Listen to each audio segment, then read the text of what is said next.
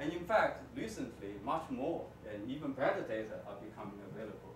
But this is the only survey we had publicly at the time of modeling. So we used the data set presented by this radial velocity surveys. Now, when you have many different fields in terms of radial velocity, what you can do is to plot the statistical trend. So this shows, for example, the mean velocity as a function of longitude. So this is as a function of longitude, and along the minor axis, as I mentioned, as a function of latitude. So you clearly see along the minor axis, the mean velocity is close to 0. So there is no sense of rotation as we expect. Along the longitude, you see that the average velocity goes from -100 to about 100. And this is along more or less a straight line. So this means a rigid rotation with the same angular velocity for these three different latitudinal strips, -4, -6, and -8. Now you can also, for each field, plot the standard deviation of velocities in terms of longitudes and latitude. So along the minor axis, you can see that the velocity dispersion rises from about 80 all the way to 140 kilometers per second. So it has an increasing trend when you go close to the center of the Milky Way. And at -4, it goes from 80 kilometers per second all the way to 120 kilometers per second. So there's also a central peak. At low latitude fields, more or less flat at high latitude fields.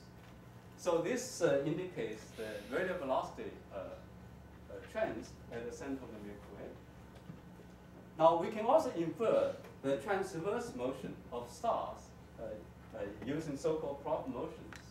So these transverse motions can of course not be inferred using Doppler effects. But we can take pictures of the same piece of sky separated by a number of years. For example, some optical surveys have been imaging the same piece of sky for the last 20 or even more years. So if you compare images at different epochs, you find that actually the position of stars have shifted. And this indicates one example for two pictures taken by the Hubble Space Telescope, separated by about 5 years. Okay, if you stare at these two images long enough, for example, if you just concentrate on these two stars, for example, this epoch image, these two stars are almost vertical, while this in this image, this star appears to be slightly to the right. So from these very small change in their positions on the sky, we can infer how much they have moved in terms of so-called prop motions. This is basically how many degrees it has moved in terms of years. So in fact, Hubble can measure the prop motion of these stars extremely accurate. For the ground-based images, the accuracy is slightly smaller. So we can derive the radial velocity of stars and also the transverse angular motions on the sky. If you know the distance to these stars, then you can transform the angular velocity into spatial motions. Then we in fact have three-dimensional velocities for these stars. So once we have this information, the question, how do we model these complicated data sets?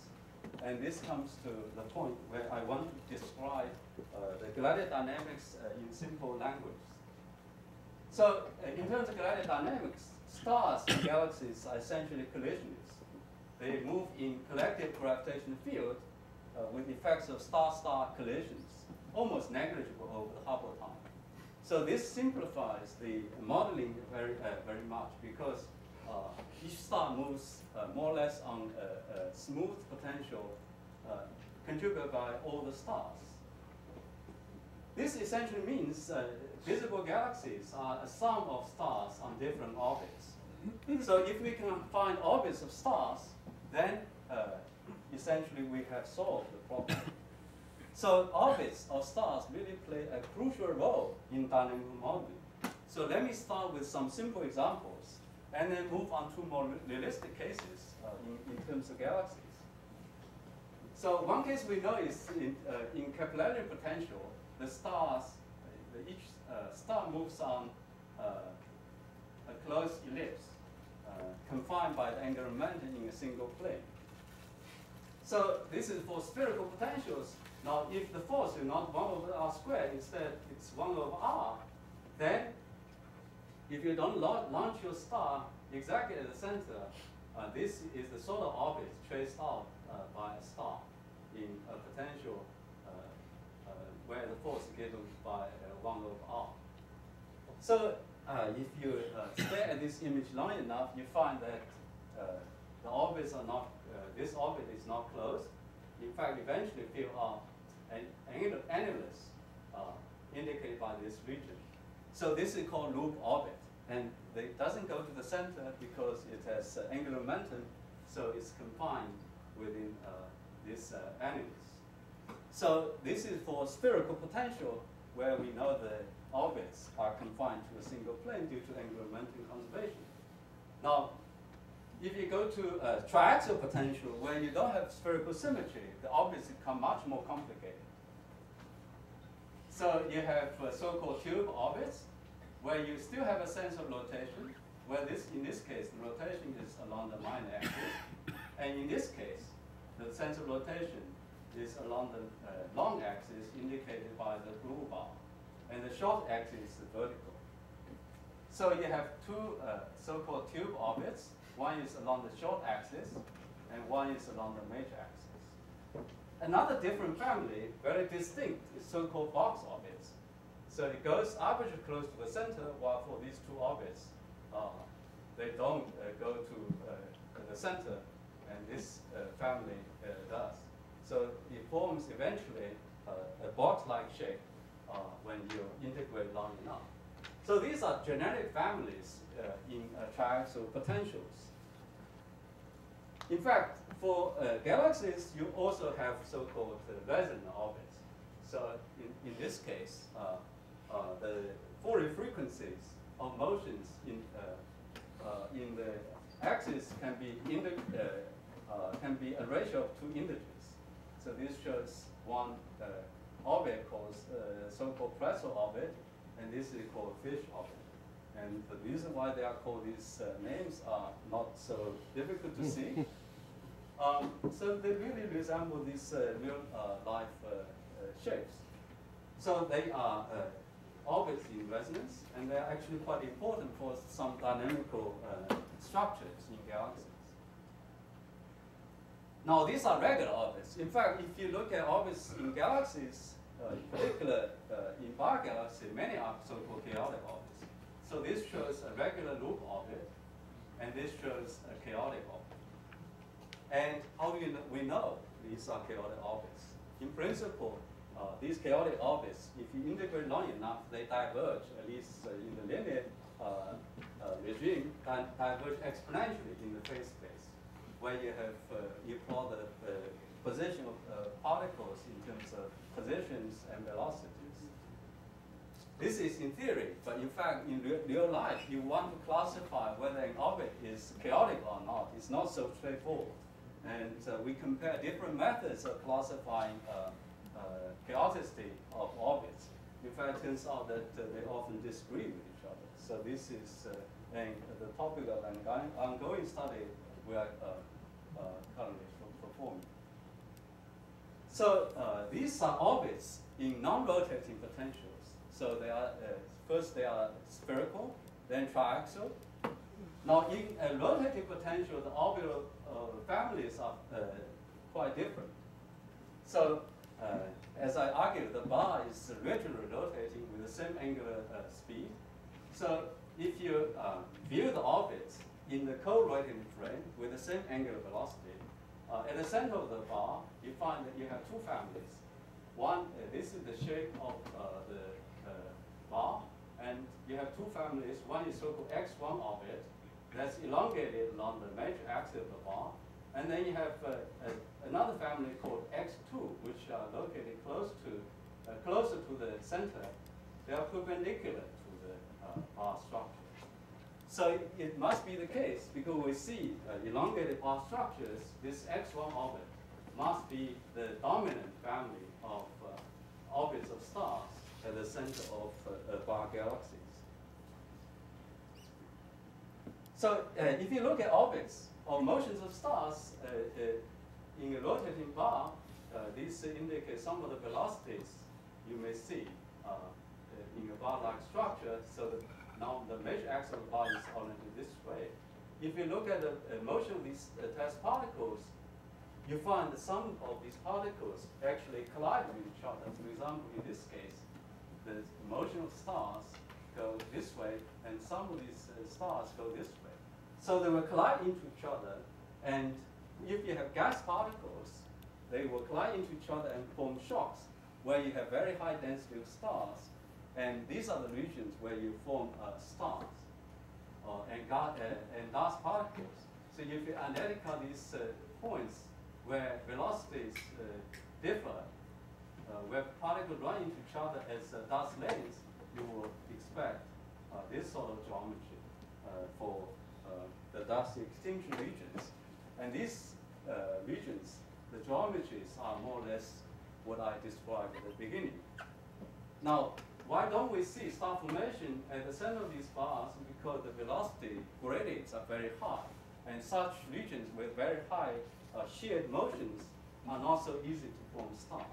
Instead, when you have more gentle velocity structure at end of bars, you can form stars more efficiently. And this explains one of the facts about star formation in these bar galaxies. Now, of course, if you have more realistic potentials for the bar in the galaxy rather than the analytical forms we are used, well, Athanasora used in 1992, then the orbits are more complicated.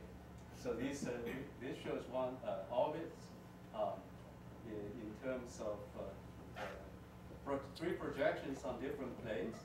Well, this shows one orbit, this shows one orbit. So in particular, in this case, you have a resonant orbit, 2 to 1.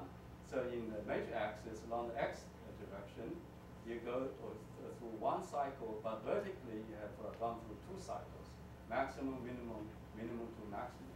So this is called banana orbit because it's shaped like bananas. And these were thought to have formed the so-called X-shaped structure in these bars because you can use a mirrored structure along the horizontal axis, then you have more or less an X-shaped structure. But recently, it was argued this is not the case. Instead, these X-shaped structure formed by banana orbits, they can be formed by the Presso orbit I mentioned just a few minutes ago. So this is still, I think, an area of research people are conducting, whether these peculiar X-shaped structures are formed by banana or Presso families. The answer may well be it depends on the parameters of the bars in the universe. So I'm not yet sure about the answer of this issue. Now, if you find the orbits of these stars at the center of the Milky Way, in fact, you find many orbits are chaotic. In some cases, the fraction can be as high as 60 or 80%. So if you look at the structures of these orbits, they really look irregular. And this is why they are classified as chaotic orbits. So now we know the orbits of many stars in these bar galaxies. How do we actually model? What do we see at the center of the Milky Way, where we have radial velocities, and in some cases, prop motions as well? Excuse me, those pictures are surface of section or projection? Sorry, these are just projections on the x, y, x, z, and y, z plane. Okay. Sorry. Now, so a galaxy is just a formation of orbits, of stars on different orbits. So people have proposed two methods of orbit superpositions in the past. One is so-called Schwarzschild method, where you have orbit-based scheme to to add up all the stars, and the other one is called made-to-measure method, which I have spent the last few years on. So this is a particle-based method. So in both methods, you choose a potential phi x, and then you launch stars with different initial positions and velocities. Then you find the orbits of these stars, and then you fill the data by weighting orbits in this method. Okay, so you have a linear superposition orbits you find by integrating the potentials. In the made-to-measure method, this is a little bit different. So you sample the orbits using particles, and then you fit the data by not changing the orbits of the weights of orbits. You change the weights of particles in order to do this. So let me introduce these two methods in slightly more detail. So in the Schwarzschild method, if you see a real galaxy here, so you can project this galaxy to obtain the three-dimensional light distribution. In the simplest formalism, you assume that the mass follows light, so you can multiply the mass-light ratio to obtain the mass density. You can add in a dark matter halo as well, so we know the potential.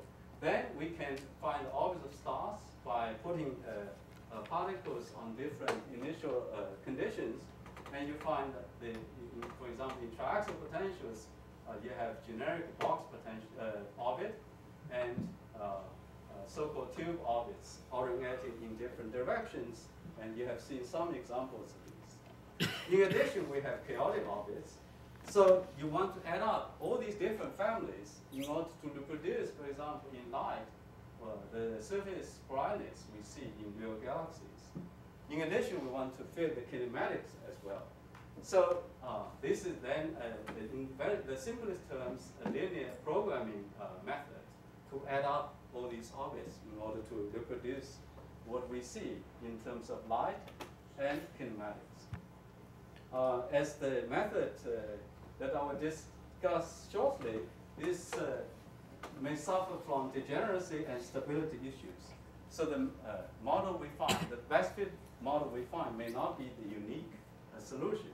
Instead, you may have several solutions in terms of fitting the data. So this is the Schwarzschild method. You weight different orbital families. Now, in the made-to-measure method, instead of weighting orbits, you weight particles.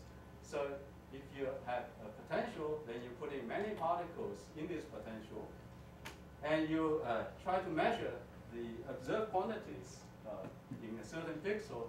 For example, you have n particles, and I want to calculate the mean velocity, mean radial velocity in this cell. You basically use this equation.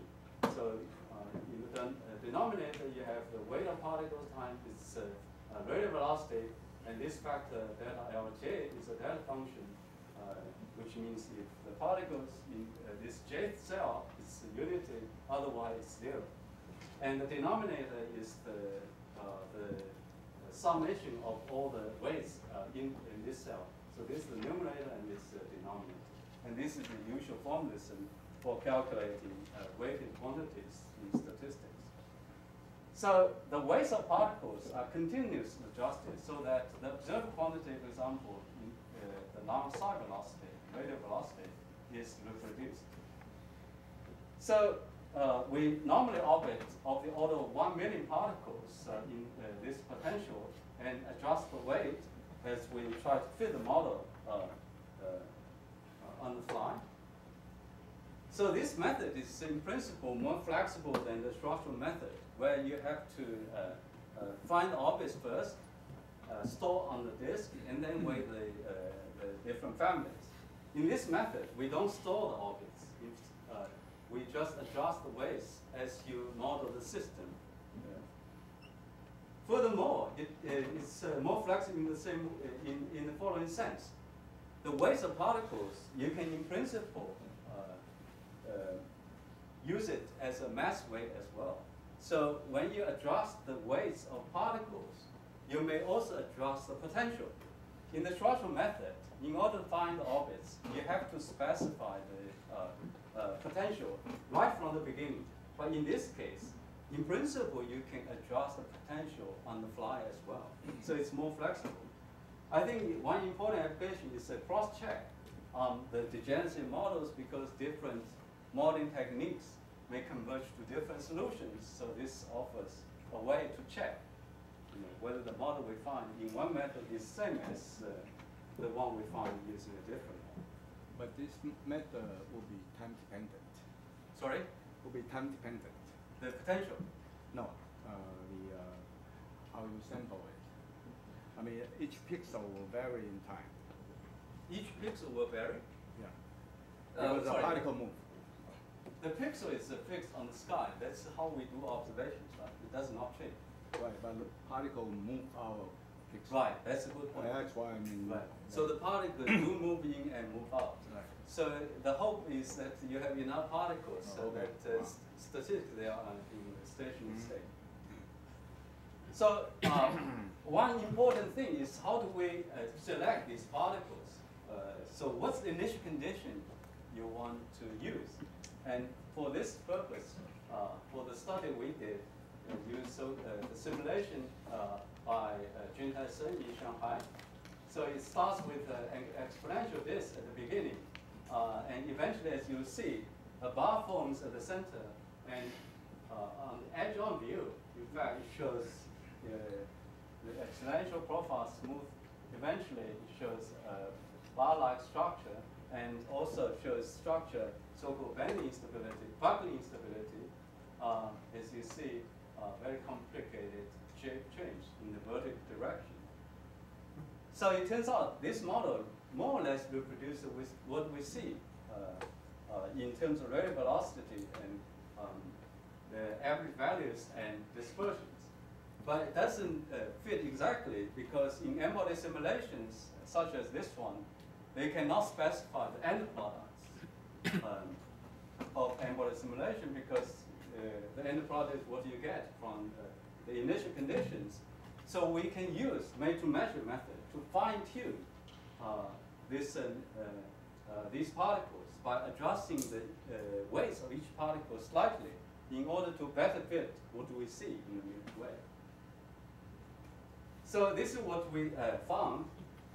So this shows the mean velocity, radial velocity as a function of longitude in these three panels and as a function of latitude in this panel along the minor axis. So the red curve shows a bar rotating at an angular speed in this quantum unit is 70, and the black curve shows an angular velocity of 40, and the blue curve shows no rotation of the central bar. So you can see they fit the data in different qualities. In particular, this one, the black curve, shows the data the best. But in fact, the 71 fits the data also reasonably okay. So what does this mean is that we can fit the kinematics in terms of average radial velocities and their dispersions fairly easily using this sort of modeling technique. In fact, if you look at the chi-square, model chi-square as a function of bar angular speed and as a function of bar angle, you find that the chi-square difference, for example, in this plot, the difference is fairly small. So it means the bar angles are not very well constrained by current observations.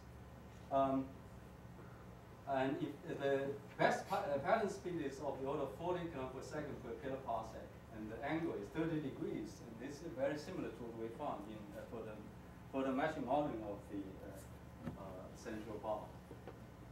Now, one way to better tune the bar parameters is actually through observations of stars in the solar neighborhood, because at the center we have a bar. Gravitation is a long-range force. It will affect the motions of stars close to the sun as well. So this is one simulation showing if you have bar and spiral arms in the Milky Way as a function of time. This structure evolved as a function of time in the simulation by Green et al. And this is looking at the motion of stars close to the sun in terms of radial velocity and tangential velocity. So this radial velocity is toward the center of the Milky Way, and tangential velocity is along the rotational direction of the Milky Way. So you see that, in fact, the velocity structure close to the sun is not expected to be very simple like elliptical contours. In fact, you can see complicated clumps of stars in the velocity space. And these are called so-called substructures in the velocity space. Now this is what we see in the vicinity of the sun. So it's not a simple, not simple contours. In fact, it has a very complicated geometry. Do you have a dark matter? Sorry? Do you include a dark matter halo? In this case, I'm not so sure, but in some other simulations, we do include dark matter. Light? So, Halo? so in the simulation I have shown by Jun Tyson, it's not light, it's fixed. But he has also, actually Jerry Selwood has a simulation where the dark matter halo is light. The results are not dramatically different. So in order to search for these substructures in the velocity space, we use the data from 4-meter class telescope in China called LaMOS, Large Area Multi-Object Spectroscopic Telescope. So we selected 13,000 type of stars similar to our sun. And this turns out to be the biggest sample we have in a similar volume. And we use some techniques to find the velocity substructures in the phase space. So this is what we see. This is again radial velocities, and this is tangential velocities.